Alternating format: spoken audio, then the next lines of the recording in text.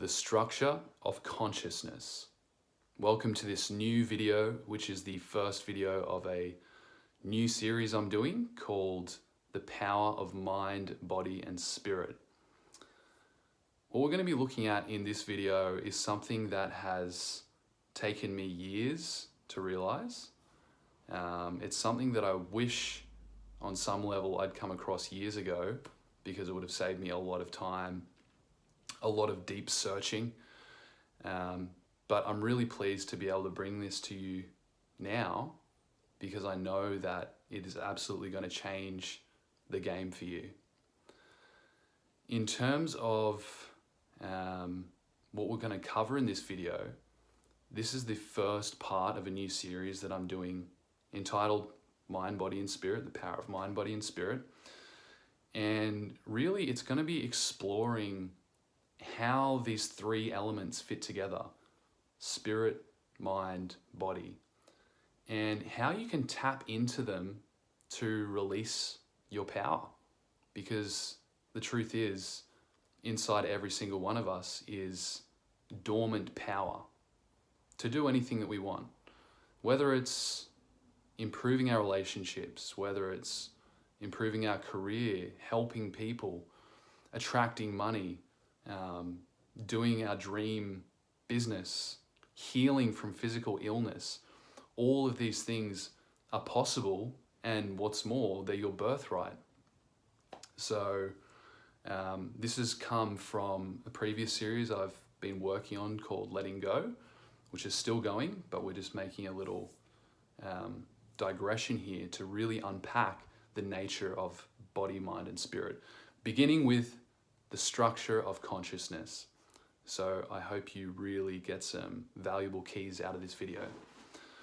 So first up, I just want you to ask yourself, what or who am I?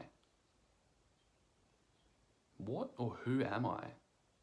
You sitting right there watching this video now, are you your body?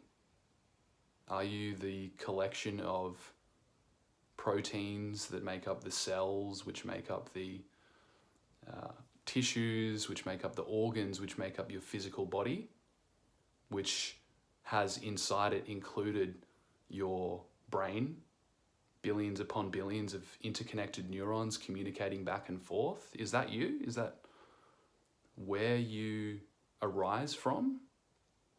Or is there something deeper going on? Is there a soul? Is there a metaphysical component? Is there a spirit?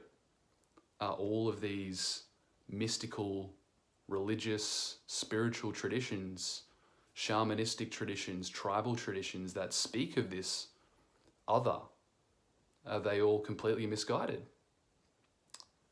And I want you to just notice the sensation that you exist. Just the simple feeling that I am. What is that? What is that? That's what we're going to be diving into in this video, and how to access the power in that kernel, which you truly are, in the center of your being, the center of your existence. What is it? And how can we tap into it? And how can we use it to expand and become all that we can be? So to kick it off, what we've got here is the real you, let's say. All right. In the absolute center of your being is, let's call it spirit. This is your sense of I am. This is your conscious awareness that you're sitting there right now hearing this in that body. All right. Now, this is where that feeling comes from that we can't quite put our finger on. I am, I exist, I'm here now. That intangible feeling that we can't really put into a physical description. That's where it all begins.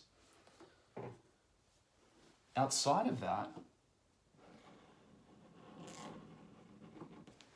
is what's called ego, right? Now, ego is essentially a program. Ego is what happens when spirit, pure, infinite, limitless spirit, which you are, decides that it wants to have an individualized experience. It wants to feel from the perspective of a body. It wants to be a specific thing that can experience and relate to everything else. Because as infinite spirit, as one entire everything, which is what spirit is, you can't actually have perspectives, individual, unique perspectives. So what did spirit do? What did you do at the beginning of your creation? You individualized into an ego. The ego is, as I said, it's a set of programs which tell you that you're separate. It's a very, very deep layer of programming, right? That gives spirit its individual identity right at the very core. And inherent with ego is the belief of separation. This is where our problems really got started, right? But every problem has an opportunity, so it's not just a problem. It's actually a beautiful opportunity in disguise.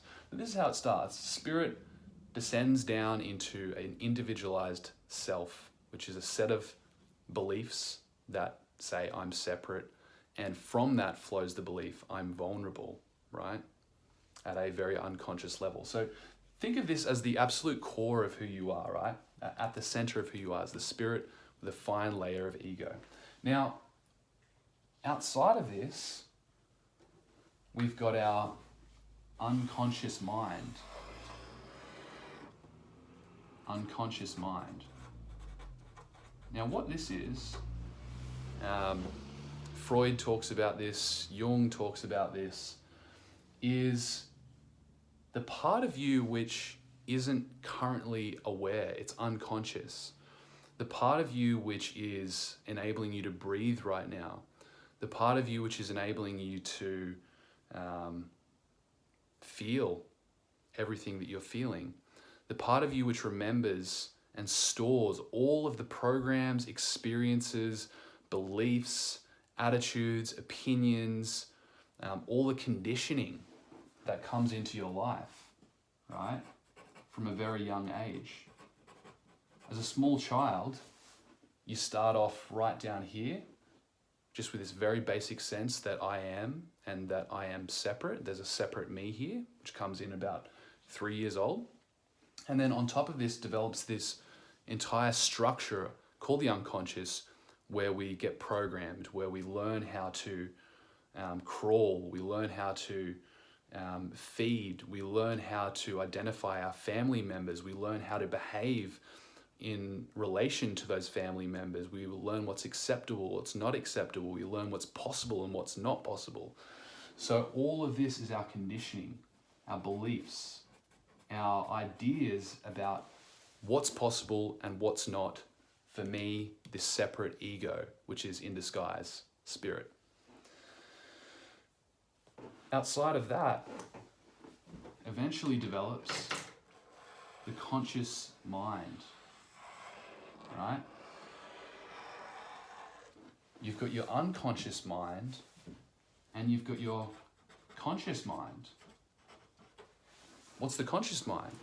The conscious mind is the part of you that's aware right now that I have to go to the bathroom, or I want to make $1 million, or I want to get better marks at school, or I want to become a better business person, I want to be a better husband or a wife. These thoughts that are filtering into your awareness right now, you're conscious of them directly.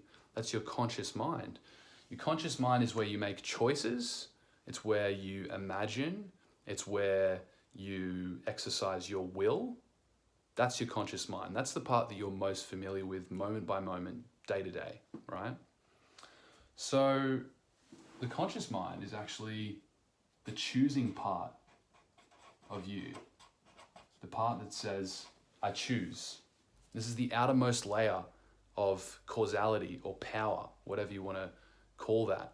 This is the part of you you're most directly in contact with right now, conscious mind. The unconscious mind is the part of you which acts on the direction of your conscious mind. Your conscious mind says, I want a new car. What happens? You start researching a Suzuki Swift that you really want to get, and you start looking into all the features, the color, the shape. You're doing this with your conscious mind. You're searching for the kind of car that you want. And then what happens? When you start to do this and you really make it clear that that's what you want, your unconscious mind starts to act on it, okay? Your unconscious mind then begins to filter reality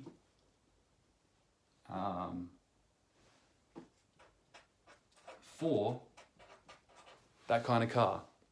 So it's looking around, it's scanning the environment, and it's noticing every time you see a Suzuki or whatever car you want, it's picking it up. It's mobilizing your body and moving your resources, your internal resources, in the direction of what your conscious mind has chosen. So this is the part of you which is like the obedient servant.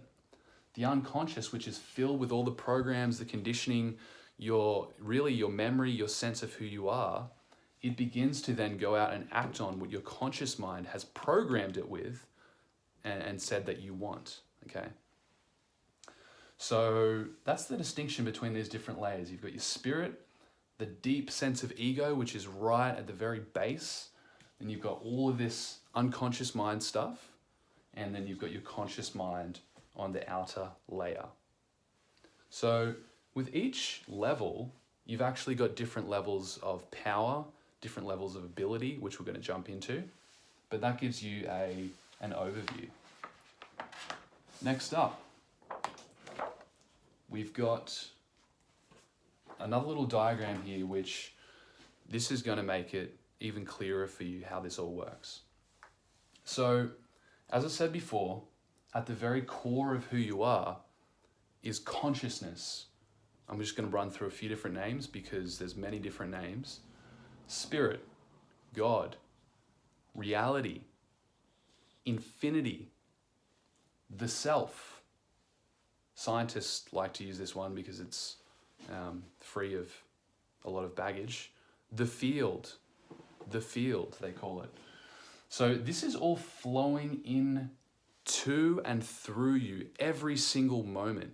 This is what the Chinese call the qi, the spirit, the life force, which in many different traditions has many different names. The Hindus call it the prana. In Ayurveda they call it prana.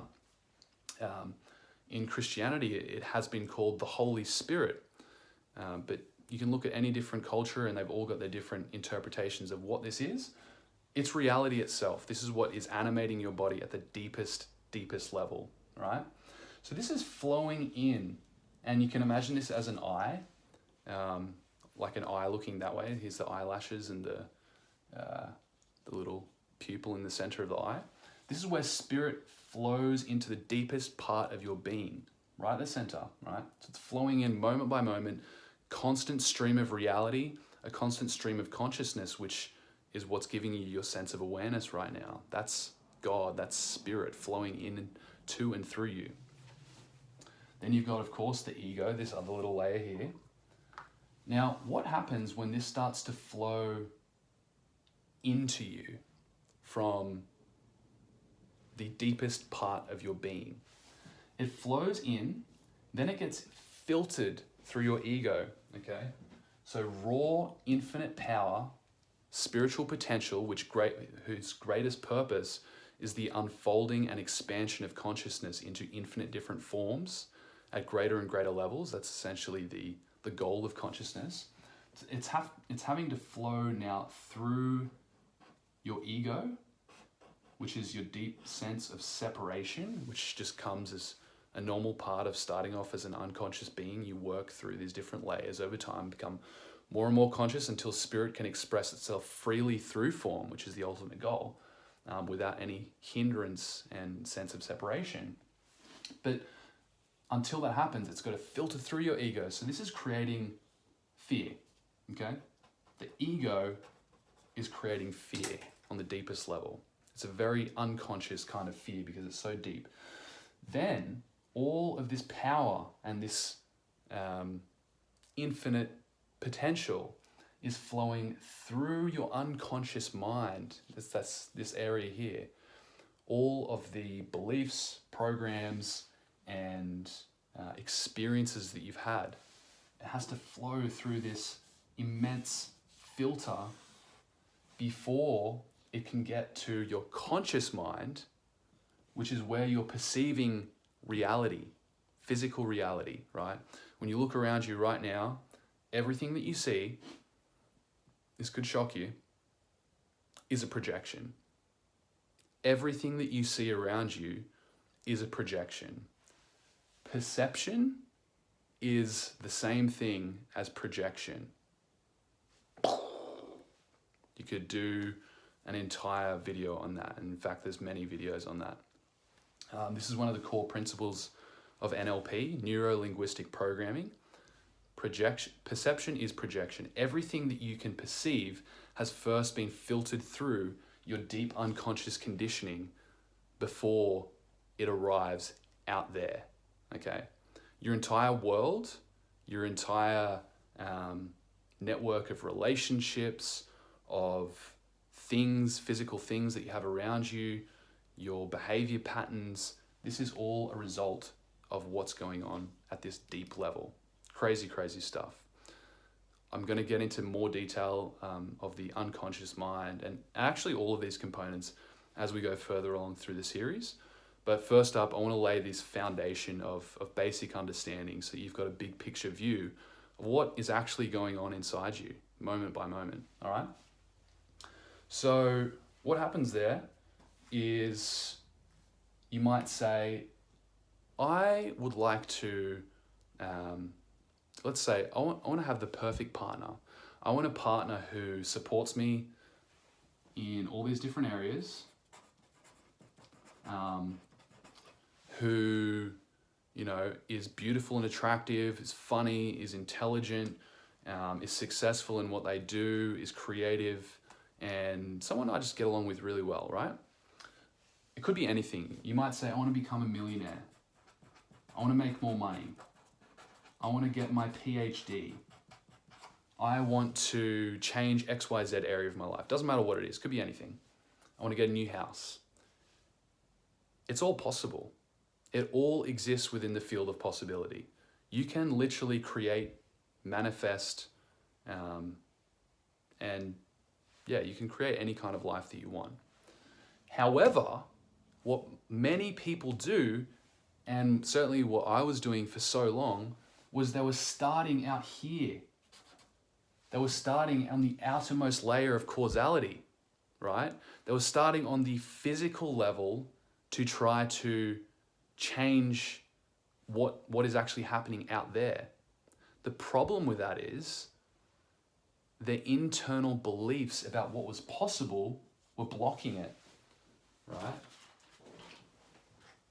Their internal beliefs about what they could and couldn't do, your internal beliefs about what's possible for you, block the manifestation of your desires, because this energy, this pure infinite energy, spirit, light, whatever you want to call it, isn't able to get through their conditioning. What's an example of conditioning? Maybe when you're a little kid in primary school, you got told that you were stupid. So this is sitting in here, lodged deep in your psyche, in your unconscious mind, and you all of a sudden you want a PhD? Forget about it. That's not going to show up. This is not going to show up when this is lodged deep in your psyche. And so what most people try and do in that situation is they try to force physical reality to conform to what they want. They use force, okay? They try and make the change out here in their physical world, which is actually just a projection of their unconscious mind. They're trying to work harder. They're trying to do more. Someone says, oh, you want to make more money? Work extra hours. They take on double the amount of hours. They're trying to force the physical world to do something that can be done with ease from the inside, removing that block that says, I'm stupid, or I'm not worthy, I'm not good enough. That's where we get stuck. That is a really fundamental key of what I'm going into here, and we're going to be unpacking this more and more in the coming videos. But I hope that you can get that. If you can just get that one key, that instead of trying to change your world from the outside using force, you can change it from the inside. Here's another example. Someone who seems to always get into arguments and fights, right? And let's say a young man grows up in an abusive household where he is shown a lot of aggression by his family members. This young man grows up and becomes quite aggressive in his nature, and he sees the whole world as a war zone. He sees the whole world as a ghetto, as a big network of gangs, and everyone's fighting each other, everyone's out to get each other. He holds that belief in his unconscious mind because of his upbringing. And what happens, that's all he sees outside. So if he tries to change that by making the world peaceful, well, what's really his only option to bring peace in the world? To kill everyone, right? Because the problem's out there, and I need to use force to fix the problem. Does that sound familiar? Does that sound like any infamous leaders you've heard of? This is what's going on. When we're going external to try and change the world, we're using force. When we're seeing purely through the physical eyes and not looking within and accessing this power right at the core of who we are, that's the key. That's the key to all of this. So let's just do a little diagram here. Let's imagine, again, this spiral, which spirals outwards, represents your psychological growth throughout time. Since you're a small child, and then 1 year old, 2 years old, 3 years old, 4 years old, and so on, until you get to where you are today. What happens? Blocks, programs, conditioning. 1 year old, you have a traumatic incident perhaps with your mother who, because she is working overtime, can't feed you when you usually get fed, and you don't know where she is. So what do you as a 1 year old do? You decide, as an example, that there's not enough. Okay? You just decide there's not enough resources to go around. I need milk, no one's giving it to me, therefore there's not enough in this world. This is such a deep unconscious belief that you're not even aware of it. It's happened at such a young age, you've completely forgotten about the incident, but what's happened deep in your programming is there's a belief there's not enough. Then along comes another incident. Let's say you start at primary school. This time you don't have the same food. You might not have the same lunchbox as some of your friends. And what might you do then? They might have some amazing snacks, roll-ups and bag of twisties and chocolates and chips and all kinds of stuff. And you look at that and you say, you've already got this internal feeling, there's not enough, there's not enough, there's not enough. You look at that, they've got it, you don't have it. As a more sophisticated ego, more developed ego, you say to yourself, I'm not enough. It's me, I'm not enough. So what happens? You program yourself with this. Let's say another incident happens later in school. You can't hand in your homework on time because XYZ happens. The teacher looks at you, singles you out in class and says, you are so stupid. You are so stupid. That happens a lot. What happens? You believe I'm stupid, right? And on it goes. All kinds of programming, all kinds of conditioning, depending on your culture, your family, where you grew up, the school you went to, the religion you were exposed to. All of this is affecting you and programming you on a very deep level. Most of this happens by the time you're 7 years old, which is the imprint period, where you're like a literal sponge soaking up everything around you. But it continues on and on throughout your life until you're walking around with an unconscious mind in this purple ring filled with programming, and you wonder why certain things won't change in your life. This is the key. I'm telling you, this is the key to unblocking your power. So, how do you actually access this power? How do you do it? Well, you begin with realizing, number one, that it's there, that you have infinite potential inside. That every single one of us has infinite potential locked up inside, waiting to express itself in an infinite variety of different ways. If we can just get back and release these blocks, okay? There's really 4 steps. We're just going to look really specifically at how to change something in your external world. So let's imagine, again, you want to run your dream business, right? First thing you do, if you're wanting to blow away all of this programming and eliminate it so you can be free to do what you want without using force, but drawing on your own internal power, where do you begin? You begin by imagining being it. Notice what I'm saying here. I'm not saying you imagine having it, you imagine being it. You see, this is actually what comprises your sense of identity. And your sense of identity is what determines what's possible for you. If you believe that you're a infinitely intelligent being, guess what? You're going to be able to access infinite intelligence. If you believe that you have brilliant ideas, that you can do anything, guess what? Your sense of identity is what's going to create it for you.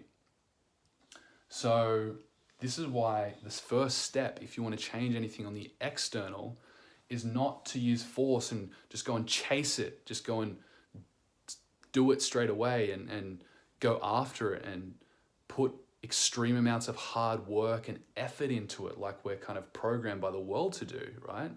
I got caught in that trap for years and years.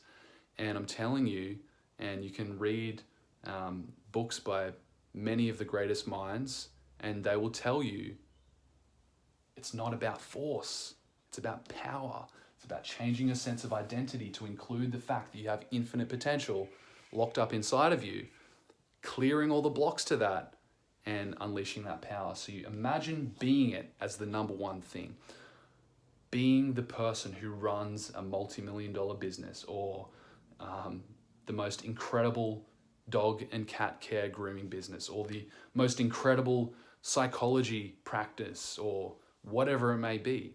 You imagine being that person. That's the first step. Then you imagine feeling what it feels like to be that person. And this is where you're getting in touch with your body. Now, your body is really included in your unconscious mind. Your body is actually a projection. There is no physical reality to your body, contrary to what you might think. It's also a projection based on a blueprint that comes from the deepest level of your being.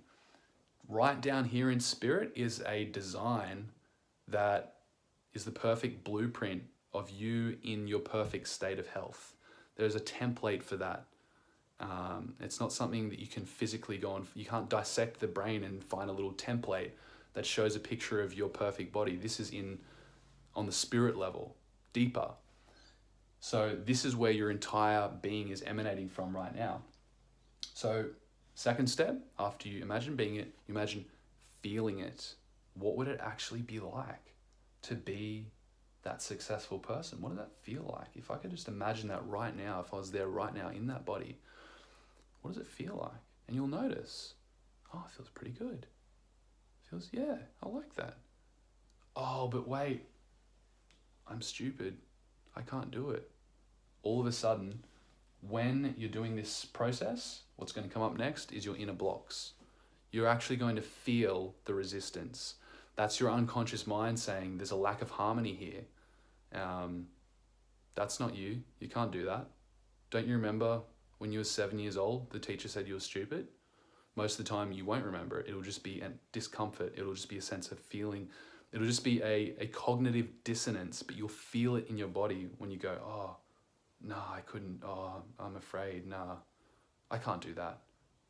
That's where most people get stuck.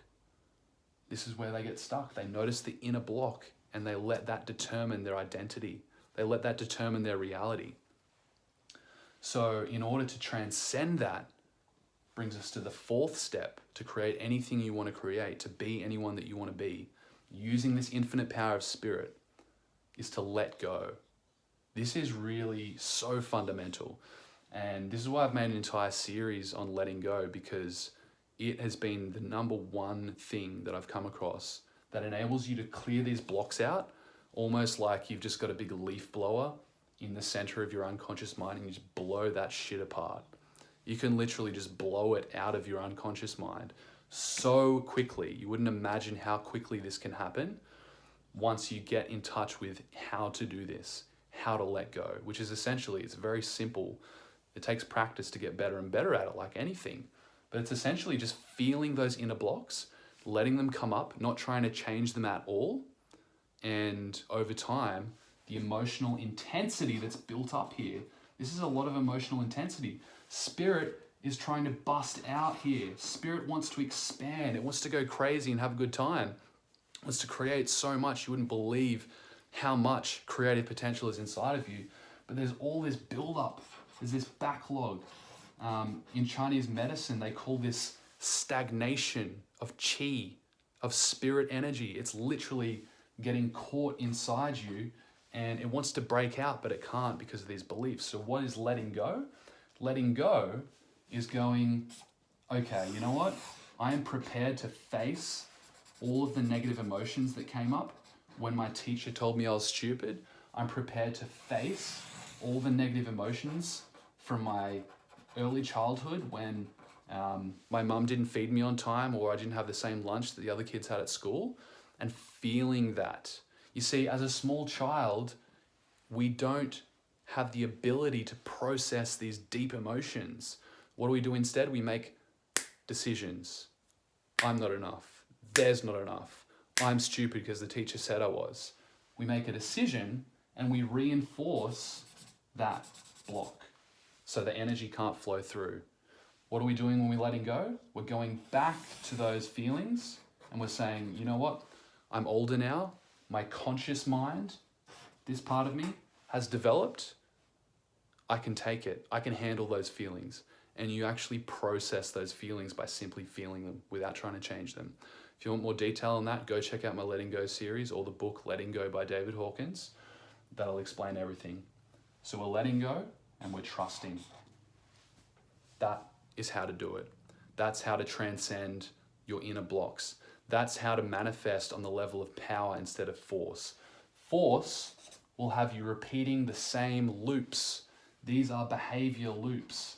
They're blocks, which we then try to prove otherwise in the external world. Like, oh, I'm stupid. That belief's lodged in there. So we go, I'm going to read heaps of books and become really, really smart.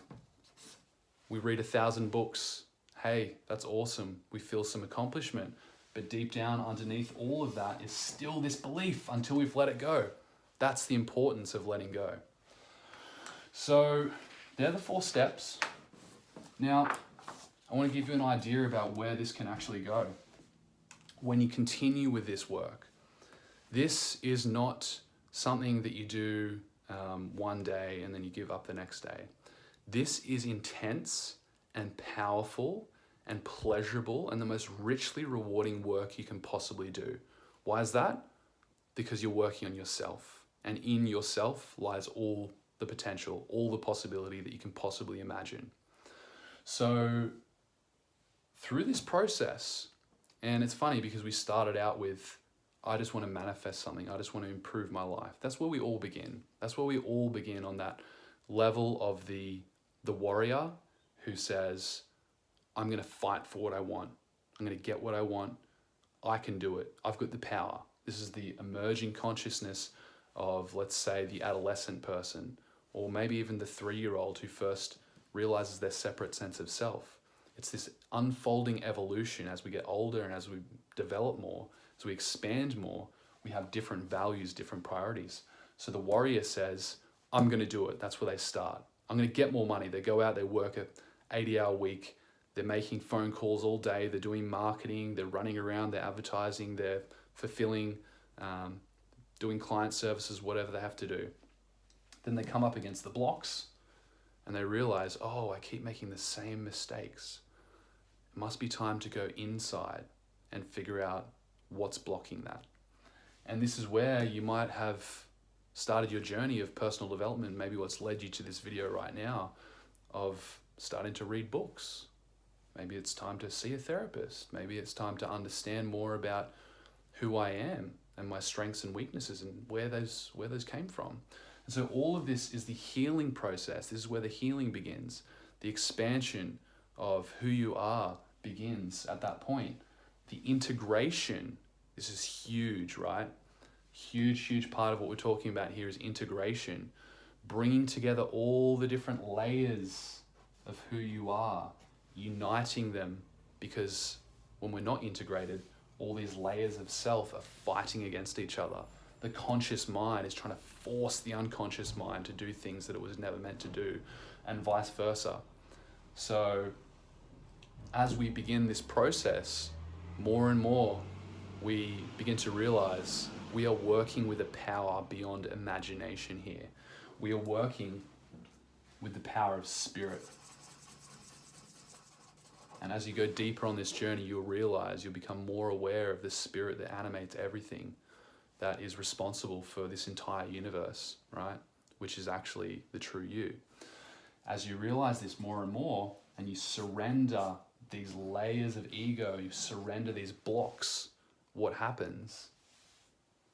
Spirit starts to flow, uninhibited by the blocks. It starts to take up more and more of who you are, integrate unconscious and conscious mind and ego, and expand outwards. Now you're free. Now you're free to create, uninhibited. There's nothing stopping you. There's no limits. This is where it's going. This is what is known as liberation or self-realization or enlightenment, depending on how you want to look at it. So that's where this journey leads as you continue on this path of getting in touch with your truth, clearing those blocks out. The reality is, who you are is love. This is who you are, right in the center. This is love. This is ultimate power. This is ultimate peace. This is limitless potential. And as you clear the blocks, the spirit will naturally unfold into your entire experience, unconscious, conscious, and ego, and expand throughout.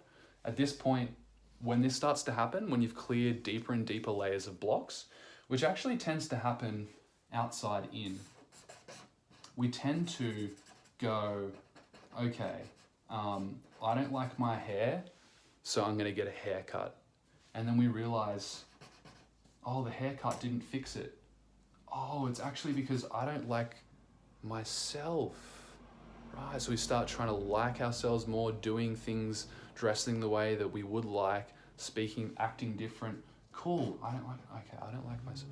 Oh, I have this deep sense of unworthiness. Like, right, I kind of like who I am, but at the same time, I feel really unworthy. And we go deeper, clear that block.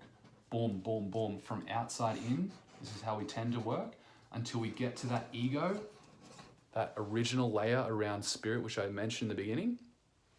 When we get to that point, we're into some pretty deep, advanced territory. That's not going to happen overnight. But when we get to that point, this is where we're very close to ultimate freedom. And once we see the ego for what it is, face to face, once we actually experience it and come up against it, that's when it dissolves, when we realize the true me is spirit. The true me is not limited by form. The true me is not separate. The true me is everything. Boom. Freedom. Limitless creative potential. That's when instant manifestation is possible on that level. That's when you become a creator, like a full-blown creator. So that is how that happens. That's the process. That's the understanding of who you really are, the different structures, different layers and levels of your consciousness, which we're going to be diving into real deep in the coming videos. More practical tips on how to do this, and a lot of different fascinating areas that I've been exploring lately. So I hope you got a bunch of keys and insights out of that. Rewatch the video if you have to, just to understand those fundamentals, because once you understand those fundamentals, you're not going to fight yourself anymore. You're not going to be competing with yourself to get what you want. You're going to be working as a holistic unit without inner conflict, which is where the real magic begins to happen. Thank you for watching. Please hit the like button, throw any comments or questions down below, share this video with a friend. That would help a lot, and I look forward to seeing you on the next video.